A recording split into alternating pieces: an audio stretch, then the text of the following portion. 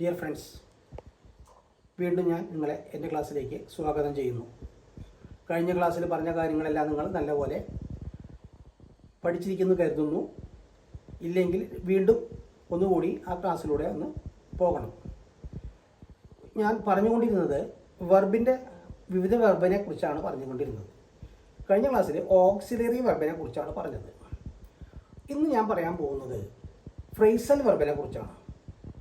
Phrasal verb എന്ന് പറഞ്ഞാൽ ഒരു അടിസ്ഥാന ക്രിയ അല്ലെങ്കിൽ അതിൻ്റെ ഏതെങ്കിലും രൂപങ്ങൾ, പാസ്റ്റ് ടെൻസിലോ പാസ്റ്റ് പാർട്ടിസിപ്പിളിലോ ഉള്ള രൂപങ്ങൾ, അതിനോടുകൂടി ഒരു പ്രിപ്പോസിഷൻ അല്ലെങ്കിൽ ഒരു പ്രിപ്പോസിഷണൽ പാർട്ടിക്കിൾ ചേർത്ത് കഴിഞ്ഞാൽ ആ വാക്കിൻ്റെ, ആ വെർബിൻ്റെ അർത്ഥം പൂർണ്ണമായും മാറും.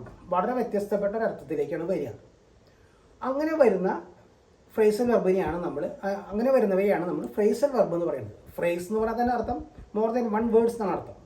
അപ്പോൾ ഒരു അടിസ്ഥാന ക്രിയയോ അല്ലെങ്കിൽ ഒരു ക്രിയാരൂപത്തിൻ്റെ കൂടെ ഒരു പാർട്ടിക്കിൾ, പ്രിപ്പോസിഷണൽ പാർട്ടിക്കിൾ ചേർന്നാൽ അതിൻ്റെ അർത്ഥത്തിൽ വ്യത്യാസം വരുന്നു. ഇതിനെയാണ് നമ്മൾ ഫ്രേസൽ വെർബ് എന്ന് പറയുന്നത്. ഇനി ഞാൻ ഉദാഹരണമായിട്ട് പറഞ്ഞു കാണിക്കാം. ബ്രേക്ക് എന്ന് പറഞ്ഞാൽ ഇൻ്ററപ്റ്റ് എന്ന അർത്ഥം.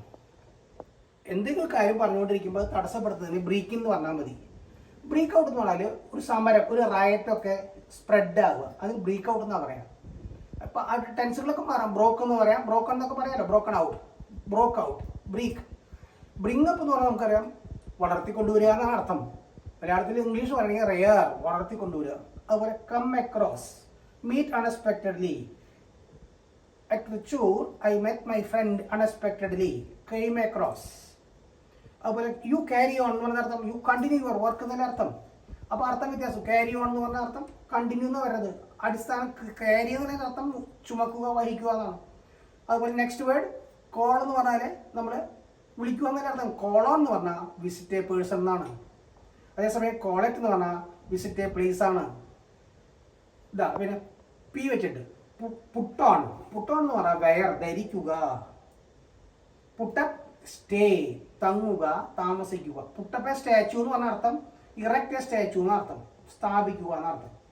Run down, I am run down. Exhausted എന്നർത്ഥം, ഐ ആം എക്സോസ്റ്റഡ് എന്നർത്ഥം. സെറ്റിൻ പറഞ്ഞാൽ ഇപ്പോൾ മൺസൂൺ സെറ്റിൻ എന്ന് പറഞ്ഞ അർത്ഥം സ്റ്റാർട്ടഡ് അല്ലെങ്കിൽ ബിഗിൻ, സ്റ്റാർട്ടഡ് അല്ലെങ്കിൽ ബിഗൻ എന്നല്ല അർത്ഥം. അതുപോലെ സെറ്റ് ഓഫ് എന്ന് പറഞ്ഞ അർത്ഥം set of A journey, begin A journey. Take up, occupy. This room occupies 500 square feet. Turn down, reject. Turn down, my application is turned down എന്ന് അർത്ഥം. Is rejected എന്നർത്ഥം. Put out, extinguish, കെടുത്തുക എന്നർത്ഥം. Put out the fire. The fire force came and put out the fire എന്ന് പറഞ്ഞ extinguished the fire.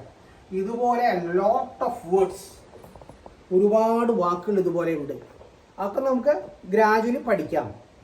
വാക്കുകൾ vocabulary കൂട്ടണമെന്ന് ആഗ്രഹമുള്ള ആൾക്കാർക്ക് ഇതൊക്കെ കൂടുതൽ പഠിക്കാം. കൂടുതൽ നമ്മൾ ഈ ക്ലാസ്സുകൾ അവസാനിക്കുന്നതിന് മുമ്പായിട്ട് കുറേ കൂടി വാക്കുകൾ കണ്ടെത്തും. അതിന് മുമ്പ് ടെൻസൊക്കെ പഠിക്കണം. ടെൻസൊക്കെ പഠിച്ചാലേ കൂടുതൽ പറഞ്ഞാൽ മനസ്സിലാവുള്ളൂ. ഇനി ഞാൻ നിങ്ങളോട് പറയാൻ പോകുന്നത് ഈ വെർബ് ഇതുവരെ ടോട്ടലി ഈ വെർബിനെ കുറിച്ചുള്ള ഒരു ബ്രീഫായിട്ടുള്ള കാര്യം ഞാൻ പറഞ്ഞുതരാം.